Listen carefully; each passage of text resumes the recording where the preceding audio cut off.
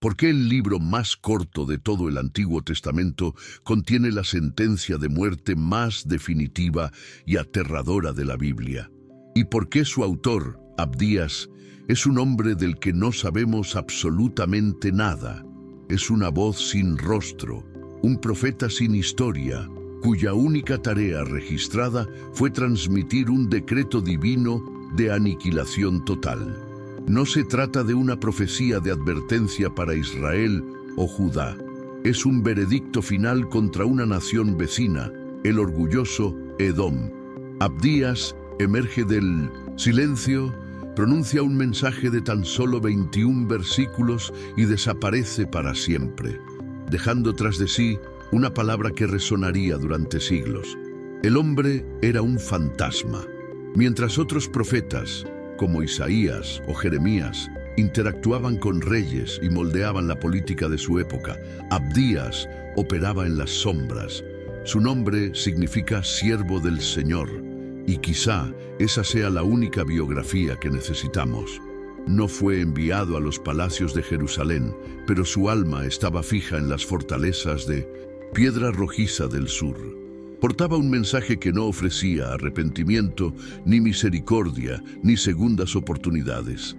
Era una notificación formal de ejecución entregada por el Tribunal Celestial. El objetivo era Edom, la nación que vivía segura en las grietas de la roca, riéndose de la desgracia ajena. La misión de Abdías era singularmente sombría. No necesitaba convencer a nadie, debatir con sacerdotes ni realizar milagros. Simplemente debía ser el canal de una furia divina que se había estado gestando durante más de 1000 años. Miró hacia el sur, hacia las montañas de Seir, y vio lo que Dios veía: una nación consumida por la arrogancia. El orgullo de vuestro corazón os ha engañado. Fue el mensaje que le quemó la garganta. Edom confiaba en su geografía, en sus impenetrables fortalezas de roca, creyendo que ningún poder terrenal podía alcanzarla. Se sentían como águilas en su nido. Edom, de hecho, parecía invencible. Sus guerreros eran temidos, y su ubicación controlaba rutas comerciales vitales. Desde sus elevadas fortalezas podían contemplar el mundo a sus pies y sentirse superiores a él. La pregunta que se hacían en su silenciosa arrogancia era: ¿quién nos derrotará? Observaban las guerras y las caídas de otras naciones como un espectáculo, pero Abdías fue enviado para responder a esta pregunta retórica. Dios no envió un ejército contra ellos. Al principio solo envió una palabra, susurrada por medio del profeta más desconocido de la historia.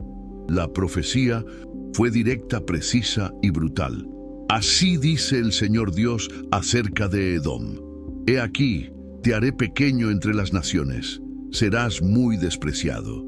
El decreto divino era que la nación que vivía en las alturas sería reducida a polvo. Aunque te remontes como el águila, y aunque hagas tu nido entre las estrellas, de allí te haré descender, dice el Señor. No se trataba de un castigo cualquiera, era un desarraigo. Dios declaraba que Edom sería exterminado, borrado de la historia, una mancha para siempre eliminada de la faz de la tierra. Pero lo más aterrador de la profecía de Abdías no fue su proclamación, sino el silencio que la siguió. Nadie en Edom la escuchó ni le prestó atención. En Judá, devastada por el exilio, la breve profecía de Abdías parecía un consuelo lejano, sin poder inmediato. El libro fue escrito y archivado. El decreto fue sellado. La palabra de Dios fue revelada, y ahora simplemente esperaba. La profecía no necesitaba ser popular, solo necesitaba ser cierta, y durante siglos permaneció latente sobre Edom, invisible y paciente, aguardando el momento preciso de su cumplimiento. Pero ¿por qué? ¿Por qué un juicio tan específico y absoluto contra Edom? La respuesta no se encontraba en los días de Abdías, sino 1000 años antes, en el nacimiento de 2 hermanos. No se trataba de un conflicto entre extraños. Era una guerra civil espiritual que comenzó en el vientre de Rebeca. El Señor le había dicho que dos naciones luchaban dentro de ella y que el mayor serviría al menor. La profecía de Abdías fue simplemente la cosecha final de una semilla de odio sembrada en los cimientos de esa familia. La rivalidad entre Israel y Edom era la rivalidad entre Jacob y Esaú, hecha eterna. Esaú nació primero, pelirrojo y velludo, un hombre de campo, el favorito de su padre Isaac. Vivía por instinto, por la fuerza de sus brazos y por los apetitos de su estómago. Jacob llegó a sus pies, un hombre tranquilo que vivía en tiendas, el favorito de su madre. Jacob anhelaba lo espiritual, aunque sus métodos fueran terrenales. Esaú poseía lo espiritual, la primogenitura, el linaje prometido por Abraham, pero no lo valoraba. Para Esaú, la bendición era una formalidad, para Jacob, su destino. La diferencia entre ellos no era solo de personalidad, sino de vocación. El momento decisivo no ocurrió en un campo de batalla, sino junto a una olla de guiso. Esaú regresó de la casa, exhausto, a punto de morir de hambre. Jacob, el calculador, vio su oportunidad. «Véndeme hoy mismo tu primogenitura». La respuesta de Esaú selló el destino de sus descendientes. ¿De qué me sirve la primogenitura? Cambió la herencia eterna de Dios por el alivio temporal de su hambre. Aquel día, Esaú no solo vendió su primogenitura, la despreció. Demostró que el pacto de Dios no tenía valor para él. Este desprecio fue la raíz espiritual de la nación de Edom. El acto quedó sellado con un juramento. Esaú comió, bebió, se levantó y se marchó. No mostró remordimiento ni vacilación. Había satisfecho sus deseos carnales y maldecido su futuro. Jacob, en cambio, ahora poseía la promesa, aunque por medios dudosos. La tensión entre ellos tenía ahora un fundamento legal y espiritual. La semilla de amargura sembrada por Esaú no era contra Jacob por el engaño, sino contra Dios, por una promesa que él mismo había rechazado como basura. La herida se profundizó con el robo de la bendición. Isaac, anciano y ciego, quiso bendecir a Esaú, su favorito. Pero Rebeca, recordando la profecía de que el mayor serviría al menor, urdió un engaño desesperado. No confiaba en que Dios cumpliría su palabra. Actuó por su cuenta. Jacob, cubierto con pieles de cabra, engañó a su padre y robó las palabras de prosperidad y dominio, que por costumbre correspondían al primogénito. El engaño tuvo éxito, pero el precio fue la ruptura irreparable de la familia. Cuando Esaú llegó y comprendió lo sucedido, su llanto fue grande y amargo. Pero una vez más, no lloró por la primogenitura que había vendido, sino por la bendición material que había perdido. El engaño de Jacob lo enfureció y un propósito asesino nació en su corazón. Se consoló con la promesa de matar a su hermano tan pronto como su padre muriera. Este odio no fue pasajero. Se convirtió en la identidad de Esaú y en el legado que dejó a su pueblo, los edomitas. Ellos se convirtieron en la nación que odiaba a Jacob. Transcurrieron siglos. La amargura de Esaú se profundizó en el alma de sus descendientes.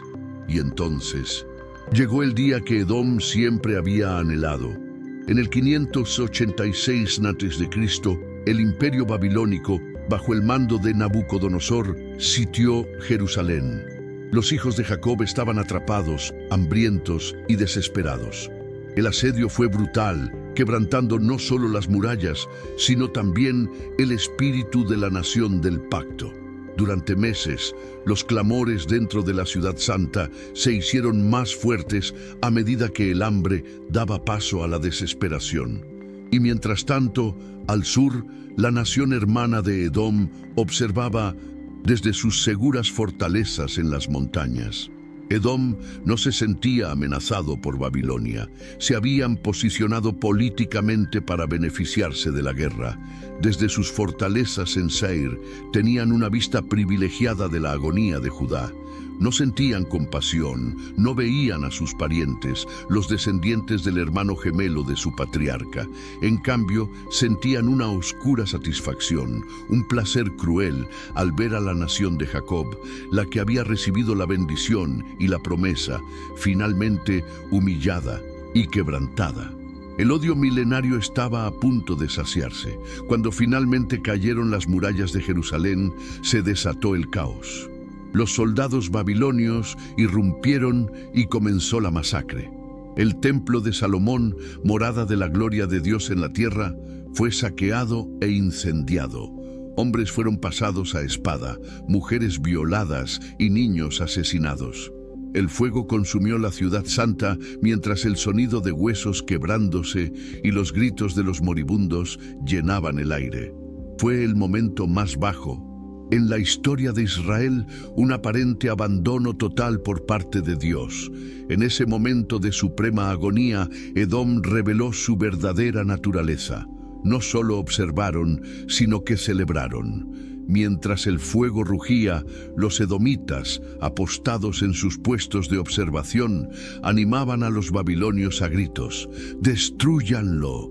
¡Destrúyanlo hasta sus cimientos!», clamaban, como más tarde registraría el Salmo 137.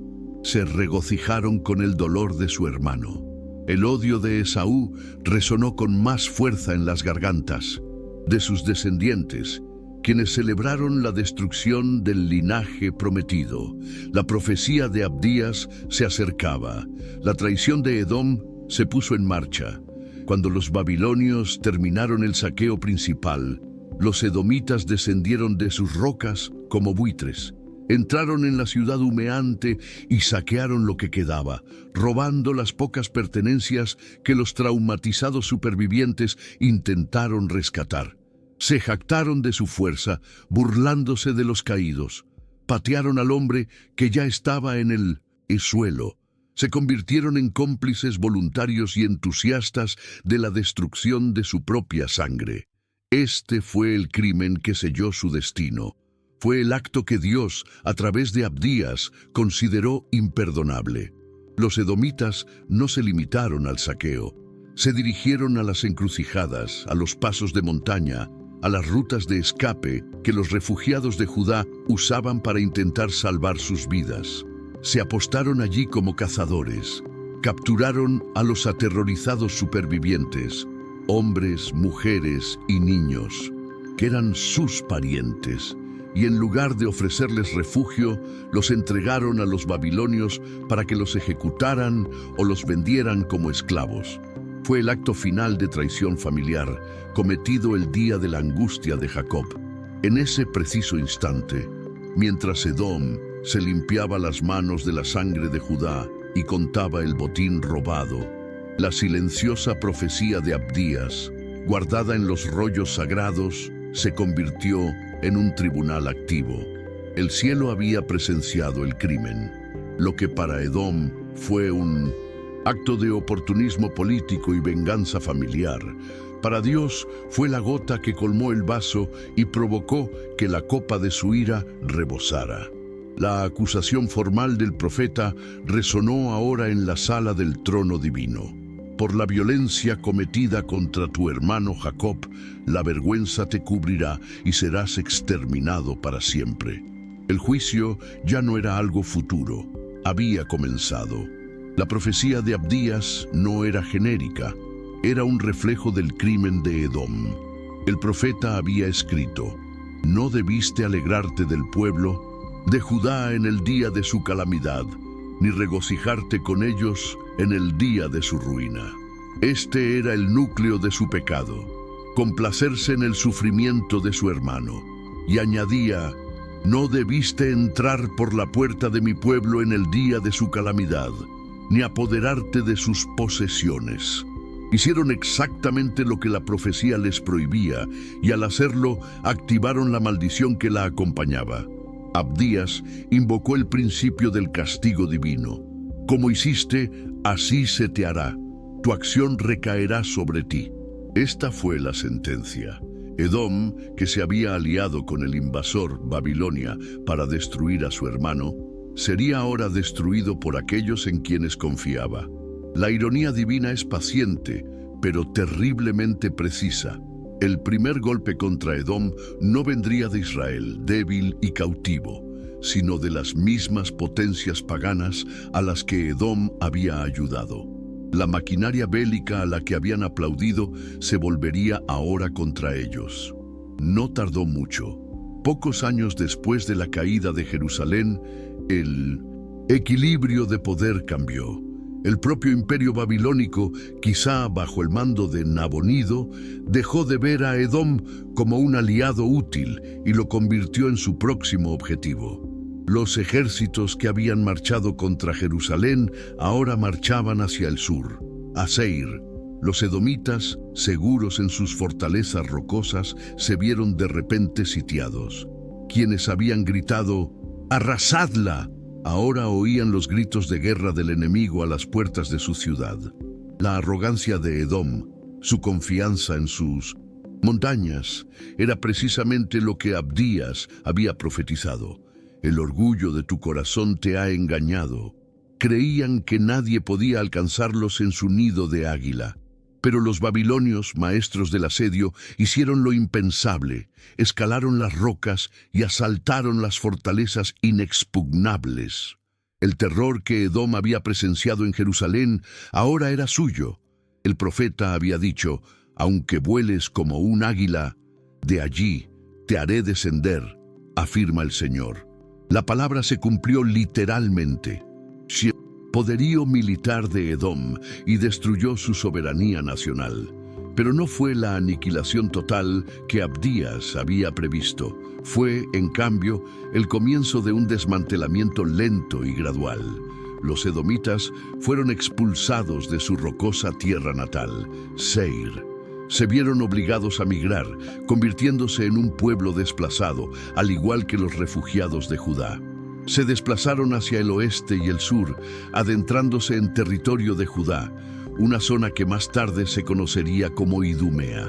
Perdieron su tierra natal y la primera fase de tu obra recaerá sobre ti, se completó.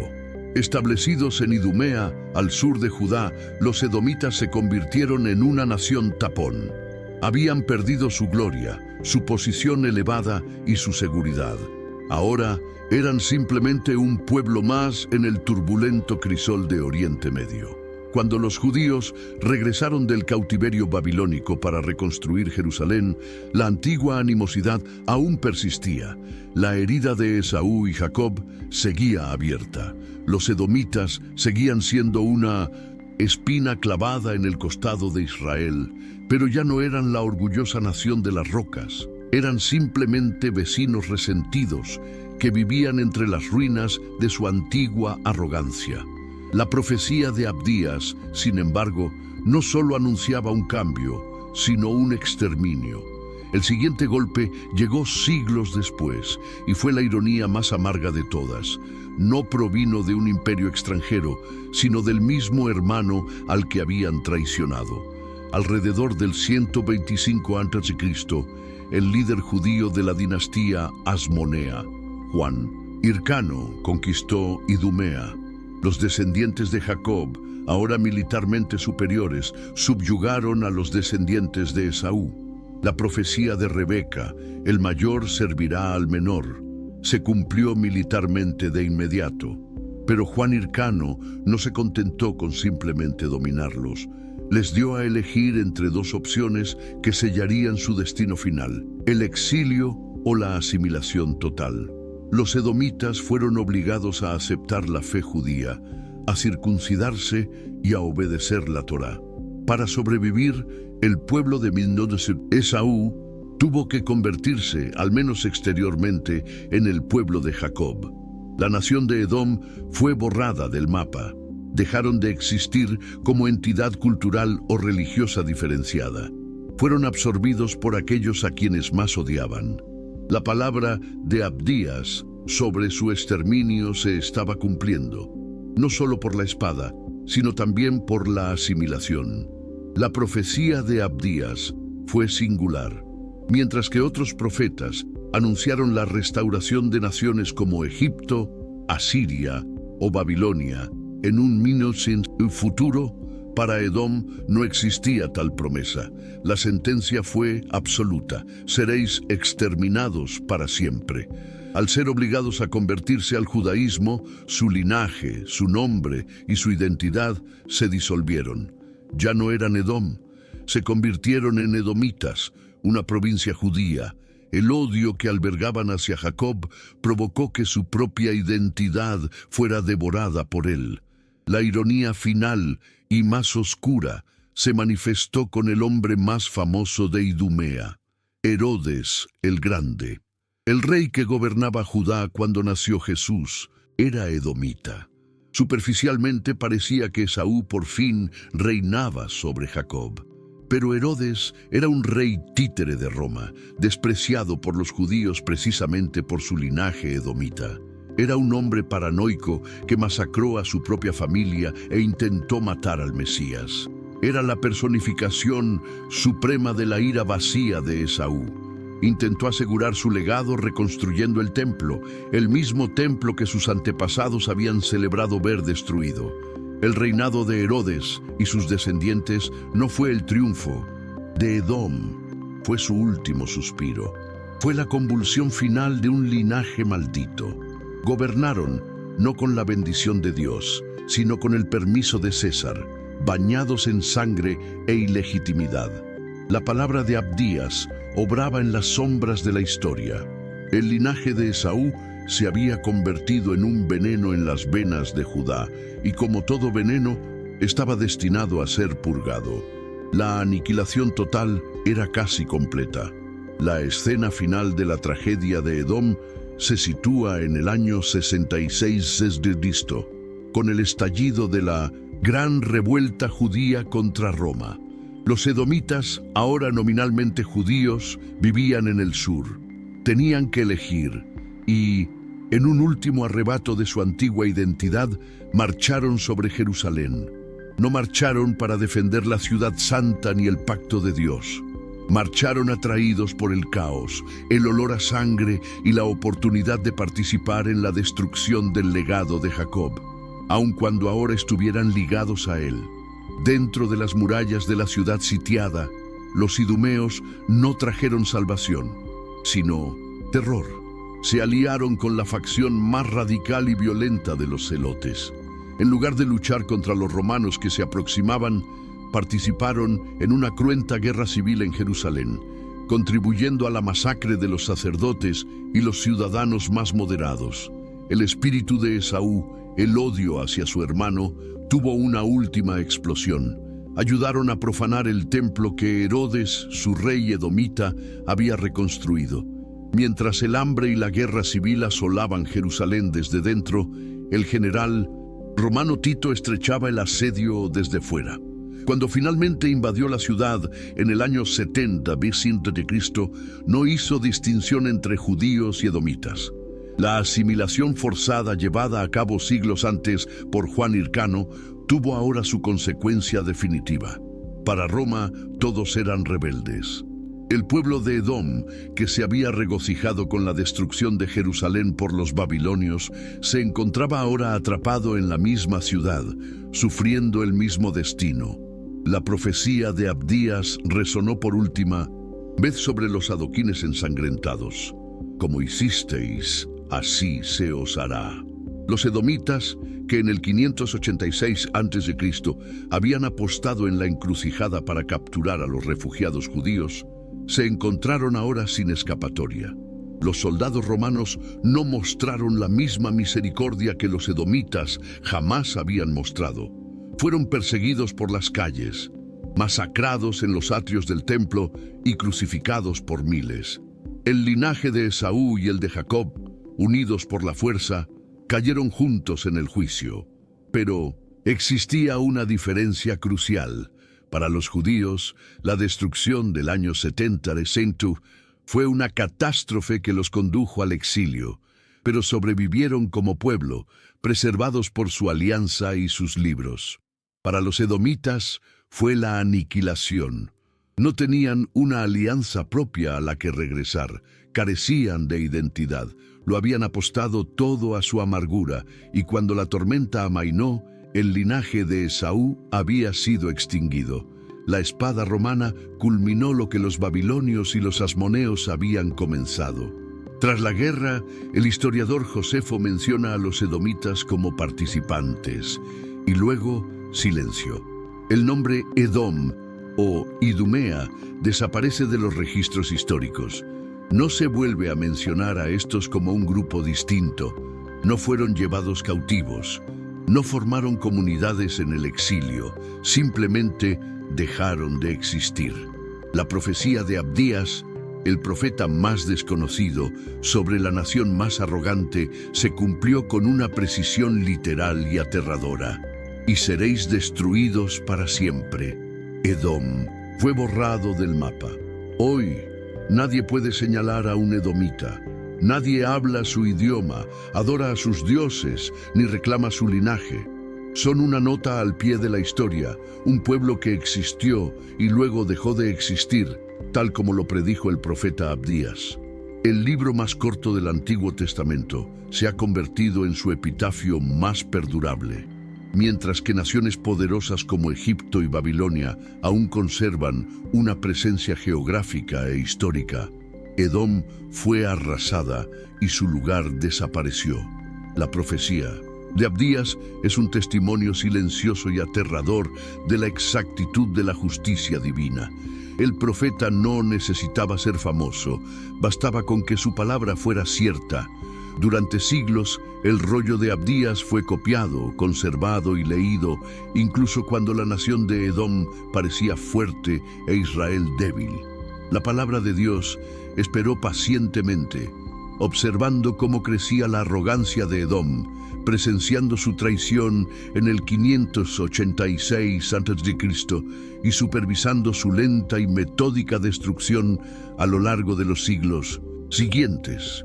Lo que selló el destino de Edom no fue solo la violencia, sino la intención que la motivó. Fue el placer sádico de ver sufrir a su hermano.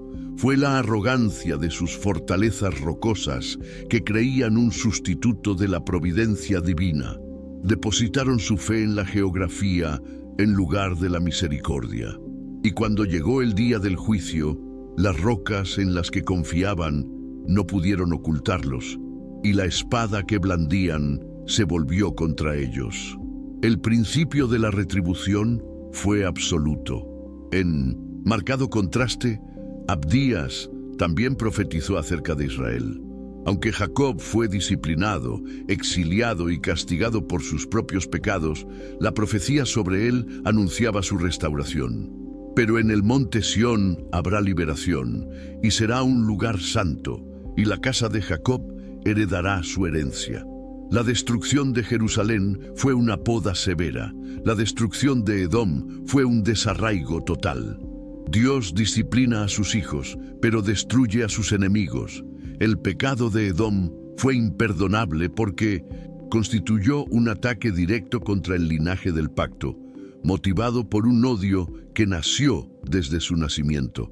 La historia de Abdías y Edom es, por lo tanto, una solemne lección sobre la soberanía de Dios sobre la historia.